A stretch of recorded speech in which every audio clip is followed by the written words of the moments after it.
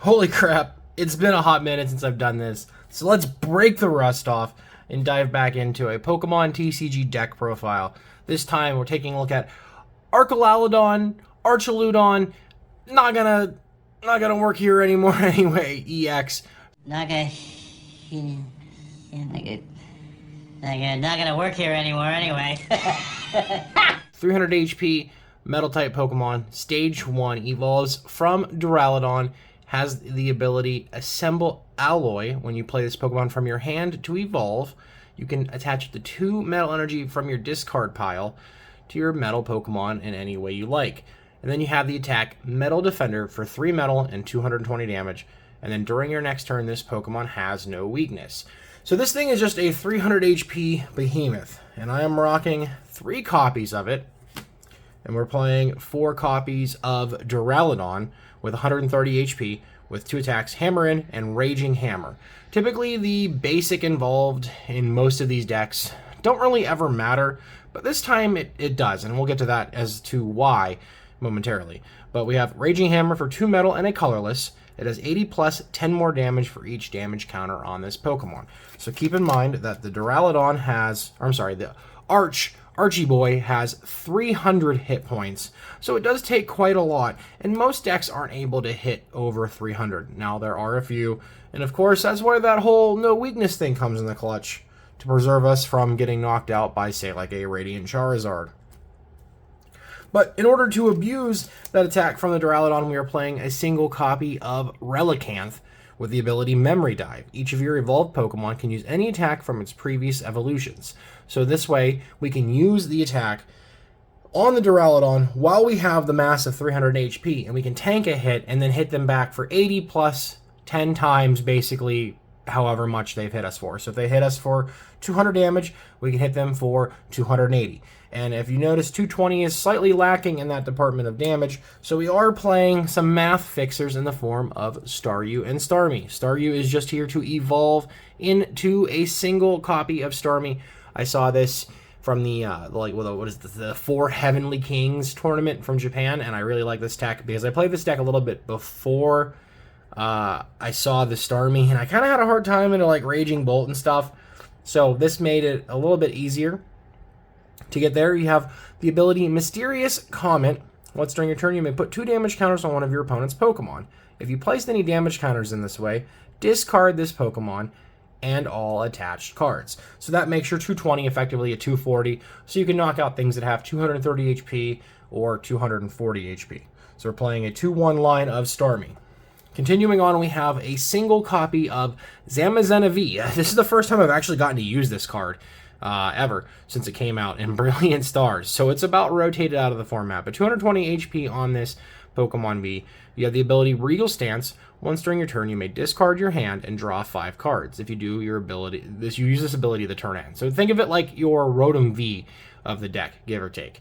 And the attack Revenge Blast for 1 metal and 2 colorless. It is 120 plus 30 more damage for each prize card your opponent has taken. So effectively like a weaker basic Charizard EX, just, without energy acceleration. But that's where the Duraludon comes in. So later in the game, the Zamazenta really does become your better attacker to do a lot more damage in the end.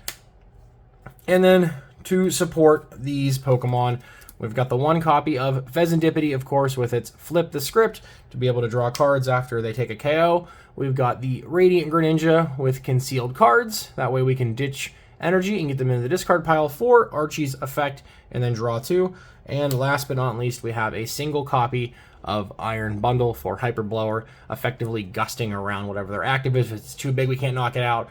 They have stuff on the bench, we can gust around it and knock that out instead. So that is it for the Pokemon lineup. And then now let's move into the supporters. We've got the staple, Professor's Research, discard your hand and draw 7, 3 of those, and of course 3 Iono for some comeback potential.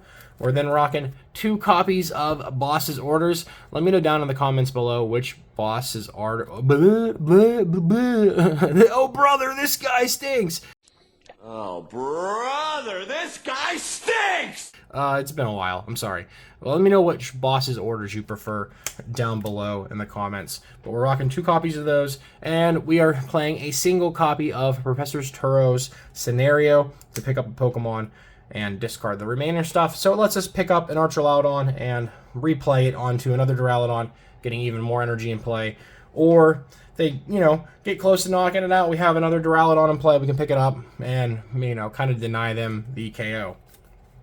And to support the supporters, we've got 3 copies of Pokegear to look at the top 7 cards of the deck and find a supporter there. And then we have a single copy of Palpad to help replenish these supporters, because we are playing Pokestop to help get cards into the discard pile to accelerate. So we definitely need the Palpad to recur the one of Turo, the boss's orders, because gusting is definitely very strong and important in this deck. To help us set the game up, we've got our 4 copies of Ultra Ball. We've got 4 copies of Nest Ball to help us find Pokemon. 4 copies of Earthen Vessel to get energy into our hands and then into the discard pile. And then we've got 4 copies of Night Stretcher to get back any of the Pokemon that we are preemptively going to either discard with Ultra Ball, Research, or end up milling with the Pokestop. And then we've got a single copy of Super Rod to recur whatever else that we may potentially need. And this is where we go a little crazy. Right now, this deck has 3 copies of Pokemon Catcher. Flip a coin. If heads, it's basically boss's orders on an item. You know it, you hate it, you love it, all the same. We saw it in 4 ofs in the World Champions deck. And then I'm playing a Prime Catcher.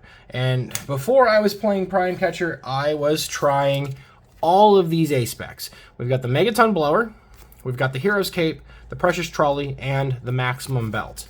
Maximum Belt definitely helps us hit 270, which is still not quite enough in some matchups. 280's still kind of the magic number. So I did cut this once I started playing the Starmie, but if you think the Starmie's not going to cut it enough for you and you just need something else, then Maximum Belt might be the right call. But then again, it's a tool card and you can't recur it with like Pokestop. So that's why I feel a little bit better about the Prime Catcher.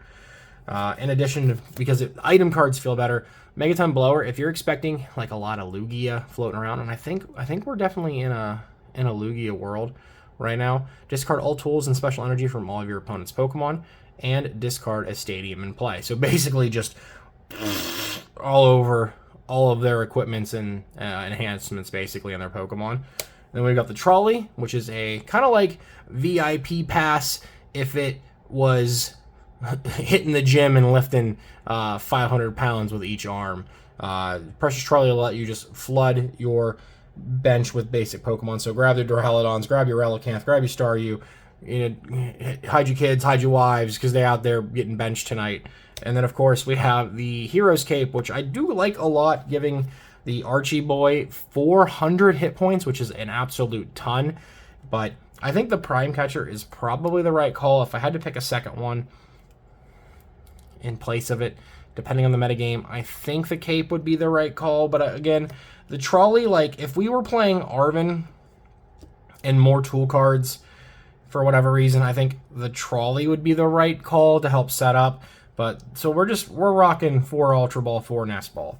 And then last but not least, we have 8 basic Metal Energy to accelerate from the discard pile on to our Archie boys. But this is the deck list. It's been a lot of fun. I will leave a list down below in the comments. And of course, as I mentioned before, since we opened up a lot of Surgeon Marks on the channel, I will go ahead and give you guys some of those code cards now that they're officially able to be used in TCG Live. So if you stuck around to the end, thank you so much. Please enjoy these code cards. Get them while you can. And let me know down below in the comments what you got. Also, keep an eye out for more deck profiles for Pokemon, Elestrals, Dragon Ball, whatever card game of the week I'm playing and feeling. And also keep an eye out for more Pokemon League gameplay, so where hopefully I can get a game in, get it recorded, and commentate over it for you guys to see this deck in action. But if you're new here, of course, please take a second to subscribe to the channel. We just broke 7,000 subscribers, and onwards to 10K, and I will see you guys in the next video. Much love, and peace out.